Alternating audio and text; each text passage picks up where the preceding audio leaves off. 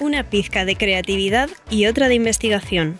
En Caldo de Cultivo hablamos sobre procesos creativos junto a artistas, científicos y otros creadores que hacen cultura a fuego lento. Sumérgete en estas conversaciones que celebran las dudas, las epifanías y los espacios invisibles de la cultura. Conduce Joaquín Jiménez Salvador.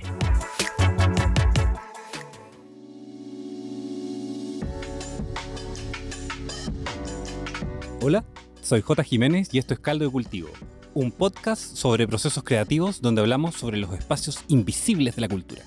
Antes de empezar, y en un gesto absolutamente inusual para este programa porque de verdad siempre se me olvida hacerlo, voy a decirles que por favor se suscriban al programa en Spotify y que también pueden seguirlo a través del canal de YouTube para que podamos seguir compartiendo y expandiendo las ideas de los tremendos invitados que me acompañan en el estudio. Y de hecho, hoy día tengo un tremendo invitado directamente desde Baracaldo, cuna de las baracaldecitas y también de la pringada. Me acompaña en los micrófonos de la radio inventada Ekaitz Cancela, periodista, investigador, autor de publicaciones como El despertar del sueño tecnológico y el TTIP y sus efectos colaterales, además de su última publicación Utopías digitales. Ya por los títulos todos se podrán imaginar que él más o menos se dedica a los cruces entre tecnología, sociedad, cultura y el mal. Y es un poco de lo que vamos a hablar hoy día. También ha desarrollado iniciativas como la cooperativa Radical Book. Es una cooperativa, efectivamente, ¿cierto? Donde está Verso Libros y Manifest Libres. Y como nuestro invitado viene del País Vasco, Kaixo Ekaitz Arratsaldeon. Arratsaldeon. ¿Cómo estás? ¿Todo bien? Osondo, muy bien. Mira, lo preparé. Me parecía lo justo. Y porque además Ekaitz, cuyo nombre significa tormenta, que me parece muy apropiado para un excelente agitador cultural como él, vamos a conversar un poquito hoy día sobre cómo reimaginar y reprogramar la tecnología. Es decir, vamos a hacer un ejercicio creativo en este programa para hablar de su libro, pero no solamente de su libro, sino que también de prácticas culturales asociadas y en el fondo de cómo desenvolvernos en este ecosistema tecnofeudalista horroroso en el que estamos inmersos. Y también cómo en el fondo se puede transformar, porque la idea no es quedarse con el sino negro de las cosas, sino que también ver cómo podemos encontrar nuevas formas de relaciones entre las máquinas, los algoritmos, entre nosotros mismos. Así que empecemos. Ekaitz, antes de meternos de lleno como en los cruces de tecnología y estructuras sociales, me gustaría saber un poquito desde el proceso creativo, como ¿qué fue lo que te llevó a investigar estos ámbitos de la tecnología que además son una materialidad súper variable, pues como Internet no es el mismo de hace unos años? Pues creo que fue en 2015, 2014, cuando estaba terminando un libro sobre los tratados de comercio europeos y estaba tratando de entender la arquitectura. Lectura matutina. Sí, algo bastante. Claro, al ser tan aburridos, al contener tantos conceptos teóricos, tantos tecnicismos jurídicos, pasaban inadvertidos, pero igualmente los movimientos sociales lograron utilizar un lenguaje muy de a pie, como los pollos clorados, como la privatización de la salud, como la introducción de arenas bituminosas o de otros químicos de Estados Unidos, que era un acuerdo entre Estados Unidos y la Unión Europea. Ahí, pues, entendí que no solo se trataba de bienes, sino que cada vez más los tratados iban incorporando servicios digitales, iban incorporando cláusulas de libre flujo de datos, pero claro, libres de viajar de Europa a Estados Unidos y también incluyendo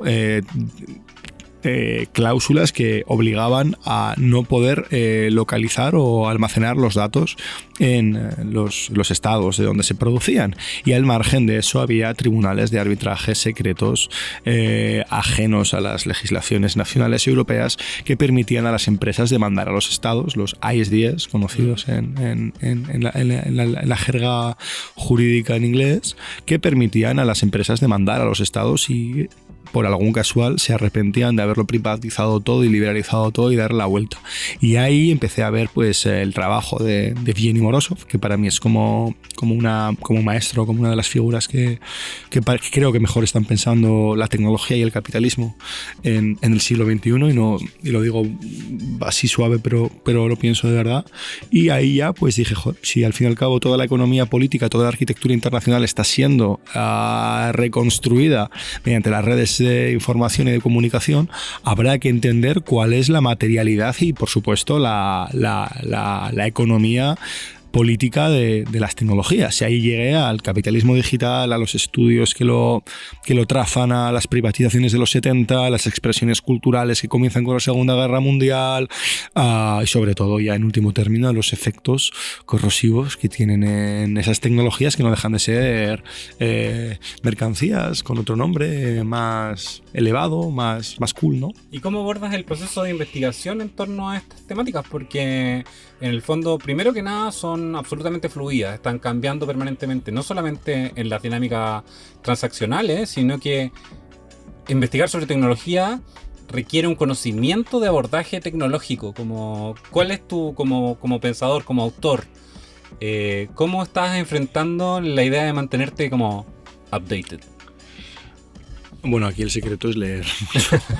Hay que quemarse las pestañas. Sí, no, hay que leer y sobre todo hay que dejarse de especular, que creo que es algo que se da mucho en los libros de tecnología, y sobre todo hay que leer mucho de economía política y de geopolítica más que de tecnología per se.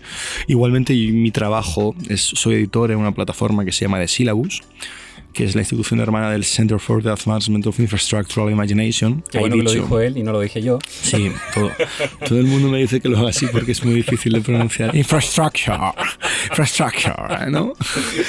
Y lo bueno que es que desarrollamos tecnologías para la investigación académica e indexamos todo lo que se publica en 6 idiomas todas las semanas. Entonces yo veo todos los papers, tengo que revisar los papers, los libros, los artículos periodísticos, los podcasts, las conferencias. Entonces es una herramienta muy, muy genial para saber lo que se publica y estar constantemente actualizado con los informes, los estudios y las aproximaciones más originales a la economía digital. Entonces, casi todos los días o casi todas las semanas, porque mentiría si te dijera que todos los días leo papers, porque tendríais que llevarme a un manicomio, con todo el respeto obviamente, las personas, a los usuarios de salud mental. A las personas que sufren salud mental, pero bueno, que sabemos que en la academia esto es un problema grande, además, porque la gente no tiene tiempo de leer, sino solo de hacer burocracias. Y después de hacer podcast. Y después de hacer podcast para visibilizarse, claro, que eso es otro tema. Quizá podamos entrar luego a la economía de la atención. Vamos a hablar de ello. Pero bueno, es esta herramienta que desarrolla The Syllabus, fundada por Evgeny Morozov, con quien colaboro desde hace 5 años, la que me permite entender bien lo que está pasando de manera cambiante con la tecnología y de leer a los estudiosos de todo el mundo que tienen las ideas más originales y adaptarlas, ponerlas a conversar con mi trabajo, cuestionarlas y enriquecer lo que es una obra colectiva como es la investigación. Oye, qué interesante, porque uno pensaría que para pensar la tecnología uno debería mantenerse en esta cosa así como de el hardware, por así decirlo, y en realidad lo que entiendo es que hay una aproximación que está más vinculada a la geopolítica y a otras áreas del conocimiento. Como, cuéntame un poquito por qué creativamente piensas que es más importante poner el énfasis en esas dinámicas, en esas como conjugaciones de las tecnologías y no las tecnologías en sí mismas. Bueno, las tecnologías son importantes porque hay que entender las funcionalidades que tienen, pero sigo entendiendo que las tecnologías son herramientas y que suelen ser resultado de la lucha de clases. Perdón, tengo disclaimer, tengo una aproximación marxista. Entonces, como creo que son resultado de la lucha de clases y de las relaciones sociales que se dan en una sociedad como las contemporáneas de mercado, pienso que lo que tenemos que entender es cómo se expresa el capitalismo y el neoliberalismo en la época actual. Es decir, en el fondo la tecnología entendida desde una perspectiva contextual. Sí, situada sobre todo, ¿no? O sea, es como si quieres entender Chile tratando de analizar cómo hace Mazzucato el Estado emprendedor estadounidense. Y es como, bueno, claro, pero es que el Estado emprendedor es siempre un Estado colonial y militarizado.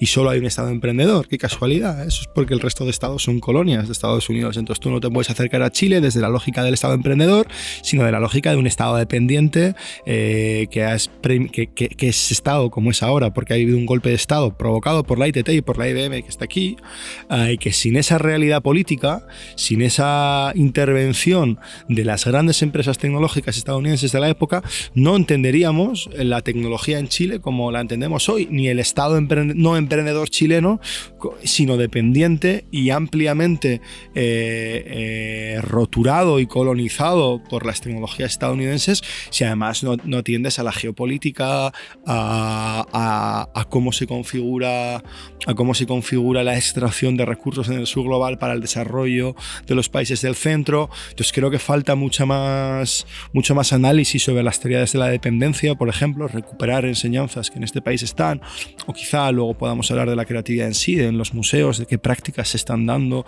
qué metodologías se están produciendo, que mismamente lo que hace una herramienta que siempre es programable y diseñable de acuerdo a las necesidades de las personas. No es una cosa abstracta que tenga cualidades mágicas y que esté determinada, porque creo que esto es la ideología que Silicon Valley han puesto y el motivo por el que en nuestro día a día todo el mundo, a excepción de algunas excepciones chinas, algunos móviles chinos y algunas tecnologías chinas, todo el mundo utiliza para orientarse en su día a día mapas, redes sociales o aplicaciones estadounidenses.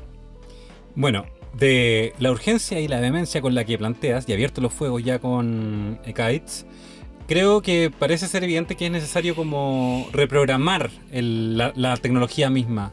¿Cómo crees que es posible? Como en varias de tus entrevistas he visto que, y también en algunos, o sea, dentro de tu obra, he visto que planteas que la tecnología no está escrita en piedra, sino que puede ser como reprogramada y reconducida para no reproducir las lógicas de la vigilancia y de los colonialismos, sino que avanzar hacia otros espacios de infraestructuras públicas o de libertad y bienestar. ¿Cómo crees que podríamos orientarnos hacia allá?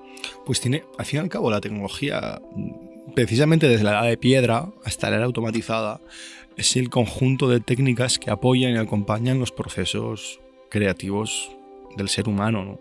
Entonces, por eso la pregunta de cómo diseñamos la técnica tiene tanto que ver con los procesos creativos de los que hacen gala las personas cuando interactúan con otras, con sus instituciones y con las técnicas.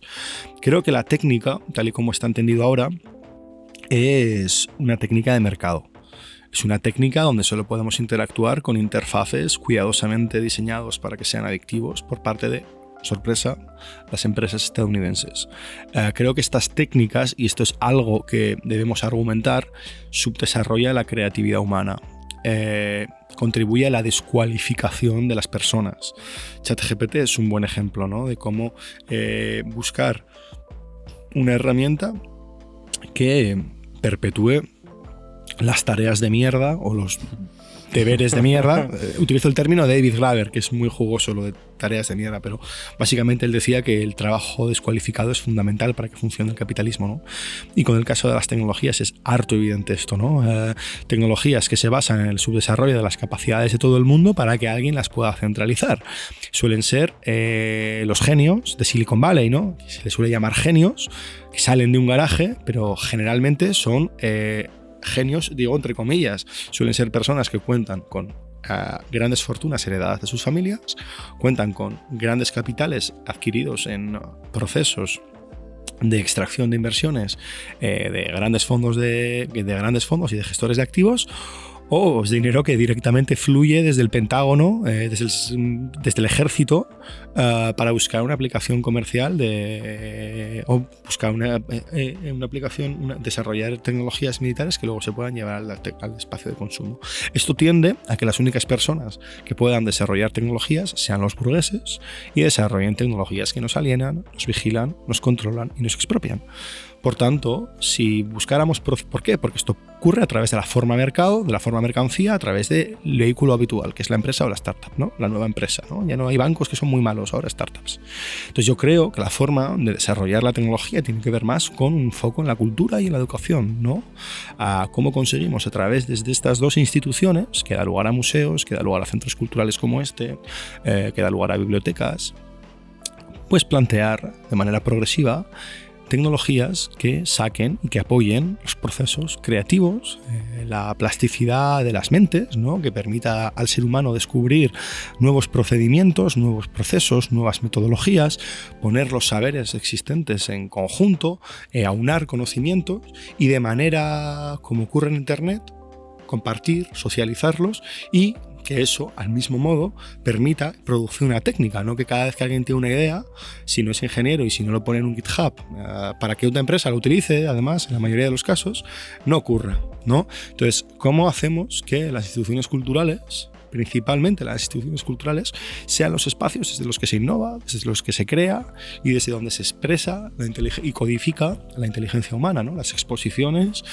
aquí como las que hay en el Centro Cultural o en el resto de museos, son una buena expresión de cómo la mente trabaja con algo y luego lo plasma y lo expone en una institución.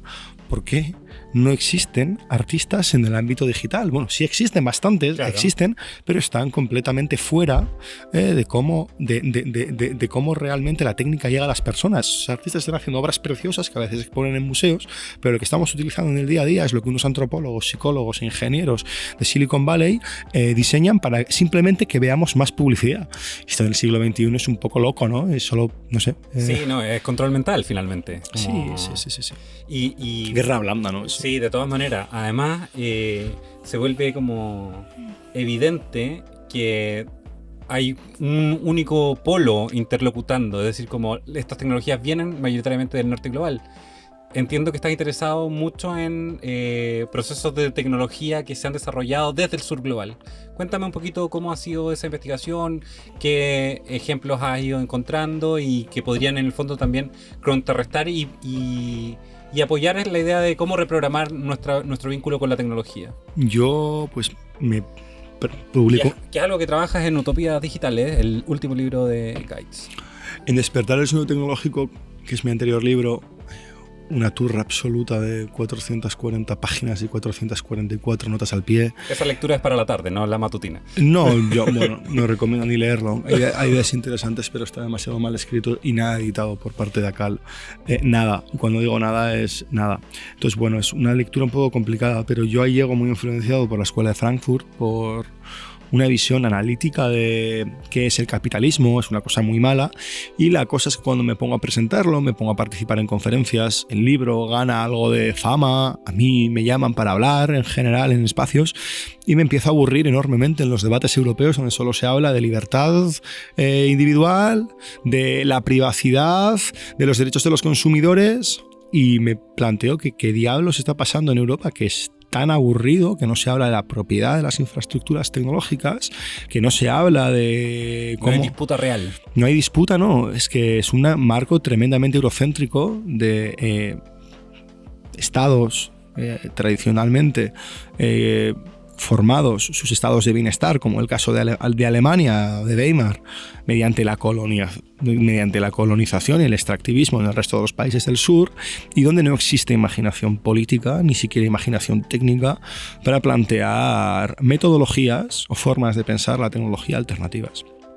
Entonces lo que me propongo es pensar que si esto nace porque en la Guerra Fría la socialdemocracia cree que la única solución a los problemas contemporáneos tiene que ver a través de una institución que no es el sector público, sino que es el mercado, donde la institución pública no tiene nada que ver, pues trato de ver qué pasó para que en lugares como Chile, en Uruguay, en Brasil, en Argentina, en el grupo de los países no alineados, que eran principalmente los países que iniciaban sus procesos de liberación nacional y de independencia, hubiera más ingenio a la hora de plantear, con mucha menos plata y en teoría con mucho menos presupuesto para invertir en tecnología, hubiera más ejemplos de usos comunitarios y público comunes de la técnica que en toda Europa en 50 años, ¿no?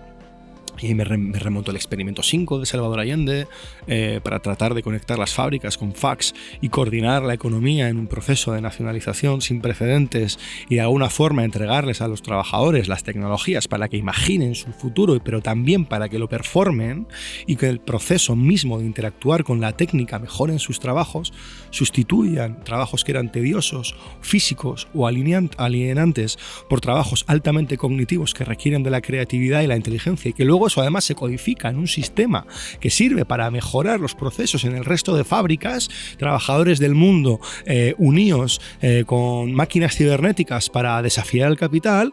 Entonces me inspira mucho más. Me inspira mucho más ver lo que está ocurriendo en lugares que además sufren de dependencia tecnológica y no pueden permitirse, aunque quisieran, contratar los servicios de Estados Unidos o de Europa para gestionar sus economías, y donde automáticamente, como en África, que no se pueden permitir las licencias de Microsoft, y te despliegan y te conectan todas las universidades con Ubuntu. Son prácticas mucho más imaginativas y sobre todo nos permiten salir de los marcos coloniales con los que pensamos la tecnología en Europa, donde parece que solo Occidente puede desarrollar tecnología, solo puede inventar, y luego te paras a analizar esas invenciones y son una mierda. O sea, si todo lo que ha conseguido el cerebro humano en 2 siglos es dar lugar a una pantalla donde solo te salen anuncios,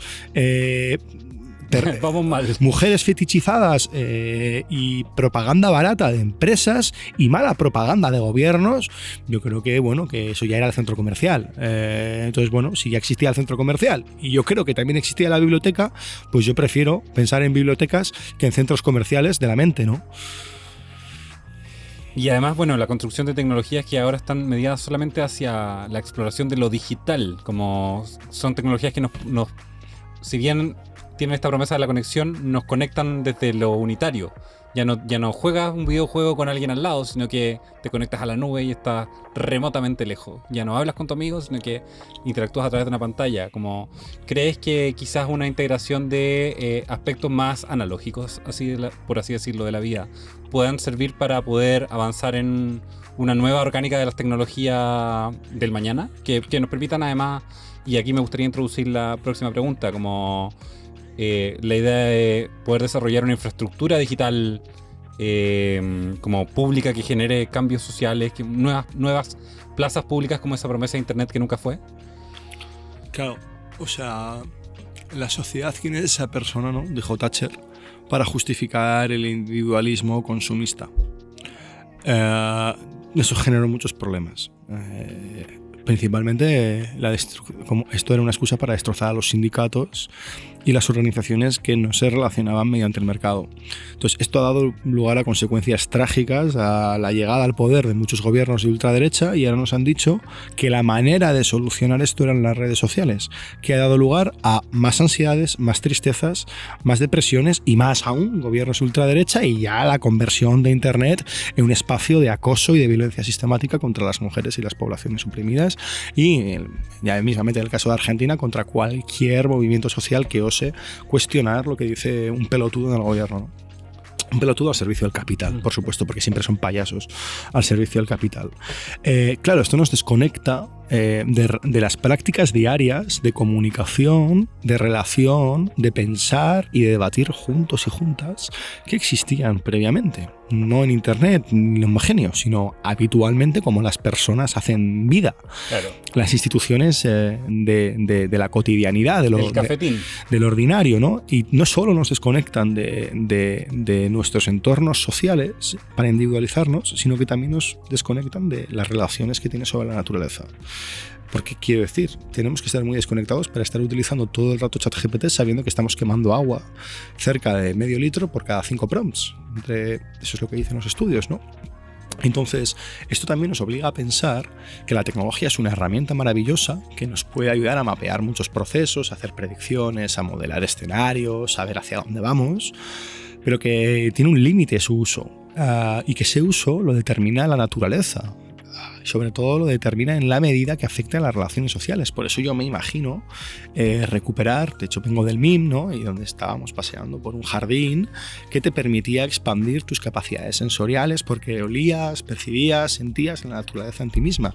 Yo creo que para muchas de esas cosas, y en las sociedades ancestrales utilizaban tecnologías para ello, se relacionaban con la técnica, hacían rituales y les permitía una relación con el cosmos, con la naturaleza, que si bien pecaría un poco de ser religiosa, despertaba un espíritu que eso sí que es propio al ser humano, no Dios, que no creo en él para absolutamente nada, y mucho menos en los dioses tecnológicos, pero que quizá en la era actual pudiéramos recuperar, ¿no? Cómo conseguimos que las tecnologías nos permitan conectar con nuestros entornos sin que haya enormes usos intensivos de ella. Por ejemplo, para predecir o para mapear dónde ha habido sequías, o dónde falta agua, o cómo transportarla.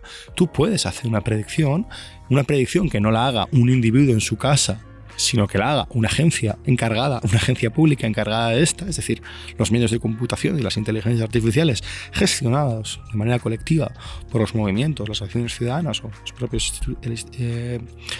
instituciones públicas, y después, una vez has hecho esas predicciones, plantear las formas de vida que podemos tener. Mismamente, yo no creo que en las clases necesitemos tecnología todo el rato, pero quizás sí necesitemos que haya tabletas de tinta electrónica que no estén conectadas a internet, pero que tengan todos los documentos personalizados que a una estudiante en una universidad le apetece leer ese trimestre, y que después las clases se conviertan en espacios de diálogo, de profundización analítica, de compartir y de debatir, y el proceso tecnológico haya ocurrido una vez en el curso, un par o las que consideres, especialmente cuando la inteligencia artificial ha destrozado el arte de la escritura, o al menos ha hecho que para escribir y para brillar hay cosas, quiero decir, que nunca va a hacer una IA, nunca va a escribir como Gabriel García Márquez o como Borges o como Mariana Enríquez, no sé si me entiendes. Nunca va a descubrir nada nuevo y nunca va a producir nada nuevo, nos permite hacer pastiches, pero no nos está dando quizás los espacios para, en vez de consumirla, expresarnos. Y bueno, siguiendo esta línea de pensamiento, también me gustaría ver cómo podríamos darle una vuelta a tecnologías que no solamente fueran de consumo para nosotros, es decir, que nos entregaran inputs, sino que nosotros les diéramos inputs.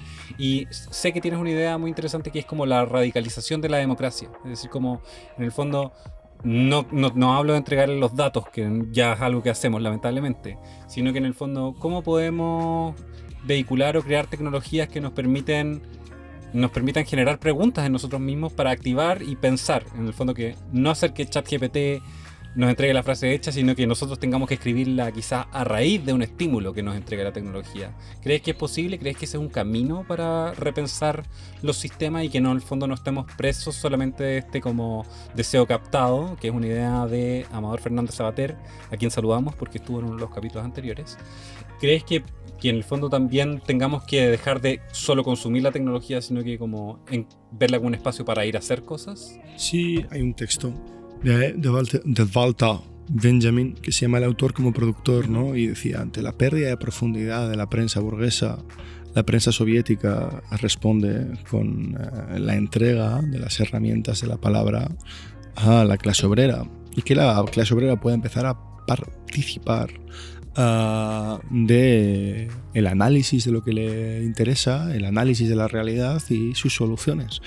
Y yo creo que ahí la tecnología tiene una capacidad de democratización absoluta para que todo el mundo sea capaz de expresarse libremente, no como en las redes sociales, que tú te expresas en función de las palabras que te da un algoritmo, que tú te expresas en función de lo que la empresa quiere que te expreses. En un formato específico. En un formato diseñado para, fíjate, Instagram, donde todos los fotógrafos cuelgan fotos y tiene una calidad de imagen de mierda, o sea... No, y te restringió el aspecto que ya era una característica expresiva de la fotografía, es decir, como, ¿por qué trabajamos en 4.5 y 1.1?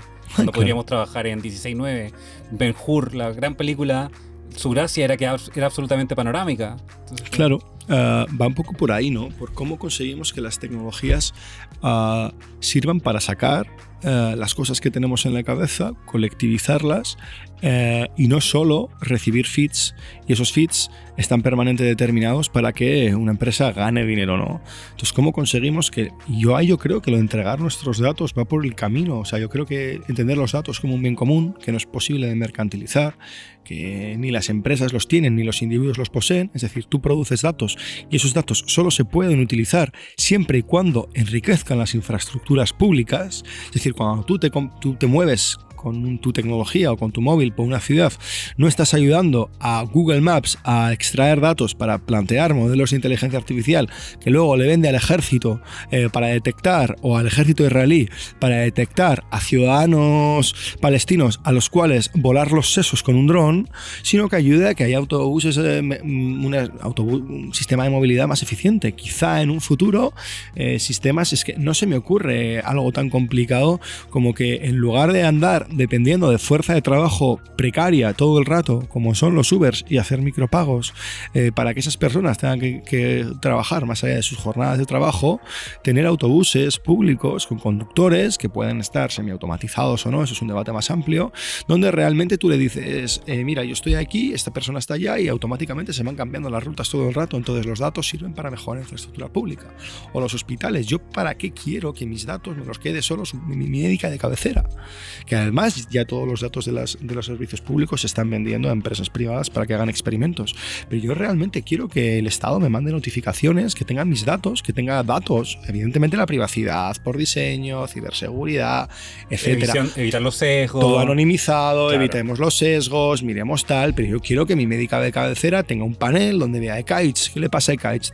Tenga su CyberSyn en la consulta, vea a todos sus pacientes. Para eso igual necesitas, esto es fácil de hacer a nivel tecnológico, lo que necesitas son más médicos y enfermeros, ¿no? Claro. Igual lo que necesitas son más es financiar los hospitales públicos y la educación pública en lugar de privatizarlos, recortarlos y luego decir que las tecnologías van a poder orientarles a esos hospitales, y lo que quieren es privatizarlos. Pero yo realmente quiero que los hospitales tengan mis datos, que analicen los míos, los de todo el mundo, y me manden una notificación y me digan, oye, Kaich, mira, estás un poquito mal en esto, te vamos a enviar más kombuchas socialistas en lugar de cervezas porque tu hígado está sufriendo, o quizá no te venga bien para esta dieta el consumo de gluten, por lo tanto, porque se te inflama, tienes dolores, etcétera, te voy a mandar tu cesta de alimentos de Amazon del pueblo, te van a llegar sin gluten, ¿no?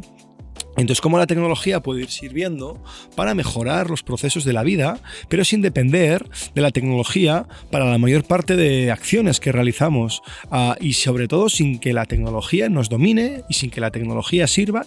La tecnología no nos dominan las empresas, claro. Nos dominan las corporaciones que las diseñan. Que se vuelvan los verdaderos sirvientes invisibles borgianos que pretendía ser el diseño, en el fondo. Entonces va por ahí, ¿no? O sea, yo estoy feliz de que el Estado me recopile datos, yo estoy feliz de que me llamen. Si me llaman todo el día spam de empresas para ofrecerme descuentos, que me llame el Estado para ofrecerme una bolsa de alimentos popular, de huertos comunales, en base a cooperativas agrícolas. Ese es el plan de Allende, realmente altamente digitalizado, no el escenario actual donde todo el mundo puede pedir un plato de comida que cada día es peor y cada día contiene más químicos para que te lo traiga un trabajador precario. Ese modelo es totalmente irracional, estúpido, y solo permite que prioricemos el mercado por encima del bienestar colectivo. Me gusta porque es una visión bien diferente de lo que uno escucha en una primera lectura, que es como protege tus datos, ¿cachai? Como... Protege tus datos europeo. Además, porque las leyes de la privacidad europeas se llaman así porque solo protegen los datos de los europeos. Y eso es una mierda. Claro, y en el fondo también es abandonar la idea de un conocimiento colectivo, pues, como en el fondo esta idea de ser muy celoso con el tema de los datos personales debería aplicar solamente para aquellos que quieren profitar de eso, pero todo lo que es un trabajo estatal que quiere generar bienestar común debería ser apoyado, pues uno debería poder entregarlo. Y de hecho existen dispositivos de recolección de información que muchas veces la gente no llena, con los que se desarrollan políticas públicas. En Chile, por ejemplo, está la ficha de prevención social, que mucha gente no llena, y si la llenara, fuera cual sea su estatus social, podrían desarrollarse políticas públicas mucho más contundentes y aterrizadas al contexto local real. Bueno, pues que el Estado mande a gente a las casas y les diga que las rellenen, o que no hace falta que las rellenen, sino que les vaya alguien, les explique lo que va a pasar con sus datos, les diga, ¿quieres participar de este programa? Que se introduzca su identidad digital y que no haya que pedirles procesos burocráticos permanentemente,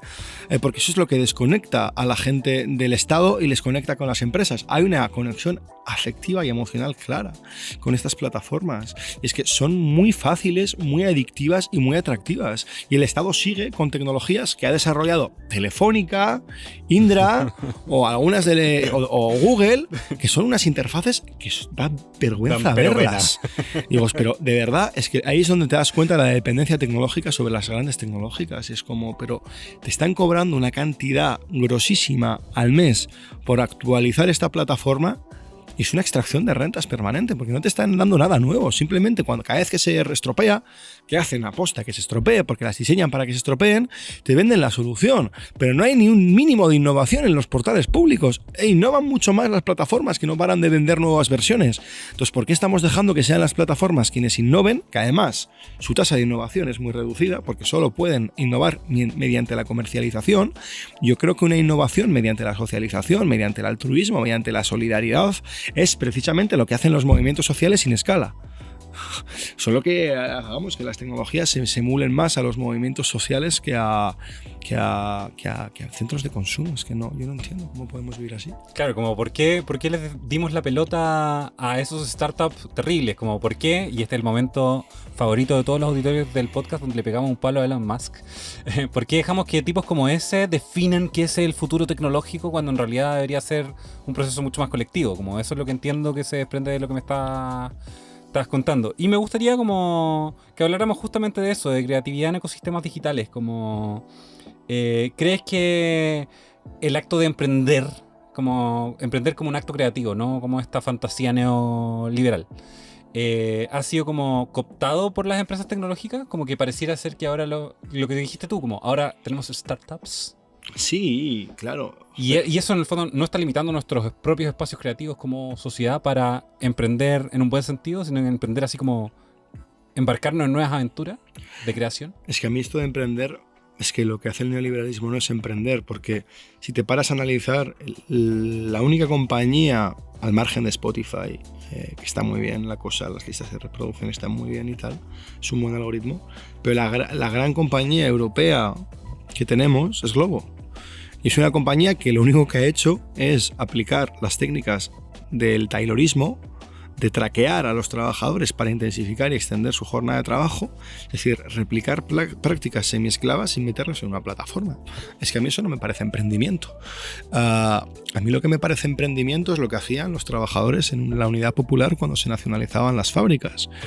Trataban de salirse de la idea de que el Big Data es exactamente los datos que tú expropias mediante la vigilancia y la alienación, y de entender de que el Big Data es el conocimiento, los saberes, las prácticas culturales, las costumbres y las creencias de los trabajadores cuando no hay un manager obligándoles a llevar a cabo las prácticas que generan rentabilidad, y cuando dejas que el trabajador use la tecnología para aplicar lo que lleva toda su vida haciendo, que es interactuar con los procesos industriales, y le dejas que sea él, porque es quien sabe, quien tiene el conocimiento, que lo haga.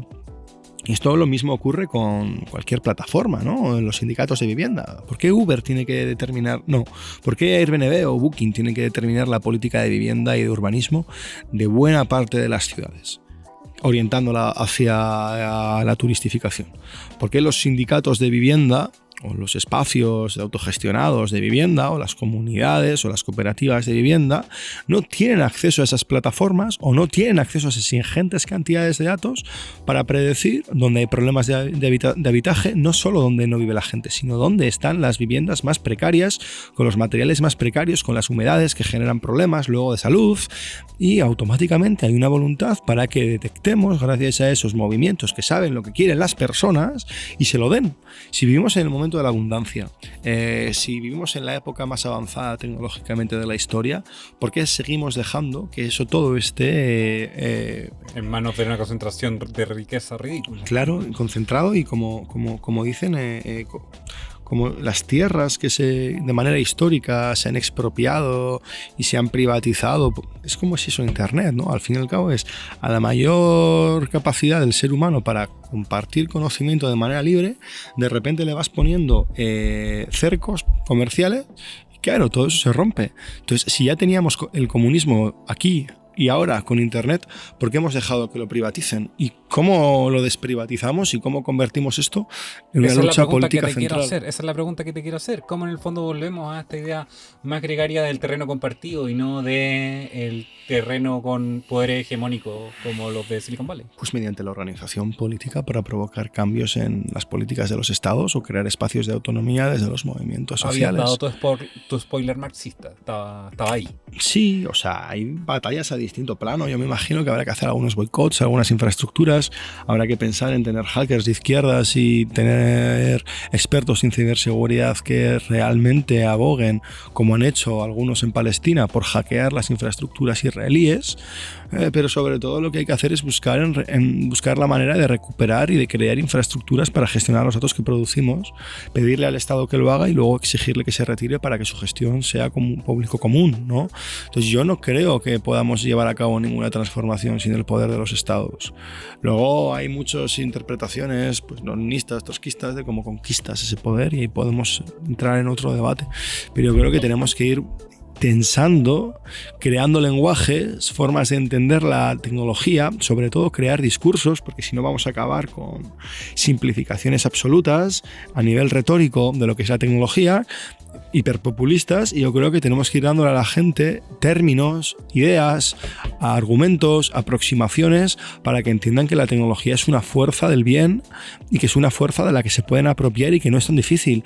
E ir exigiendo medidas políticas relacionadas con la tecnología e ir organizándonos para crear espacios tecnológicos alternativos, ir creando redes colectivas, es decir, que no cada uno tenga su plataforma o tenga su iniciativa, sino ir pensando en cómo nos vamos a organizar de manera tecnopolítica a la escala planetaria que podamos, ir planteando alianzas con otros grupos, alianzas interdisciplinares entre artistas, militantes, académicos, escritores, movimientos sociales, que puedan plantear formas de hacer y formas de pensar distintas, y sobre todo ir introduciéndole a la gente una idea no más esperanzadora, porque va a requerir lucha, va a requerir sufrimiento, va a requerir sudor y supongo que requiera sangre, pero al menos plantearle a la gente eso que decíamos antes, ganarse el derecho a elegir su propio futuro, porque es que lo contrario es que nuestra generación tenga enormes problemas de desigualdad, de calentamiento global, y donde las únicas innovaciones tecnológicas que haya sean fronteras y drones.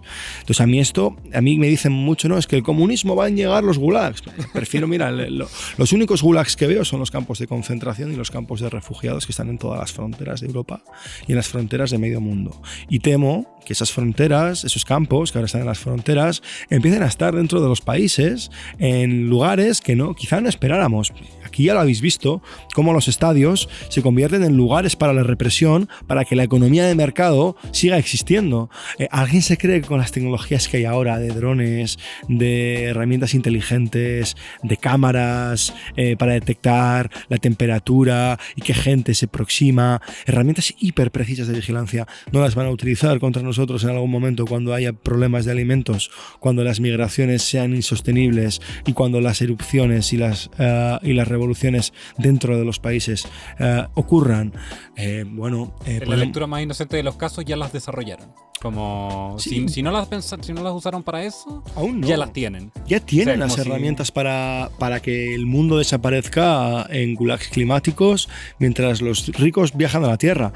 Ellos ya asumen que van a tener que viajar a la Luna o a Marte o a islas a las que nadie accede, como algunas ficciones muestran, y que el resto de gente se va a morir de hambre. La cuestión es que yo no tengo tan claro que eso vaya a poder ocurrir. Yo no tengo tan claro que las ideas de futuro, pese a ser distópicas, de las élites vayan a poder darse y no queden enterrados todos, estúpidos y cocainómanos de ellos, en los propios edificios que han creado. Con ustedes, Ekaitz Cancela. Muchas gracias por acompañarnos hoy. A ustedes. Agur, agur. Agur.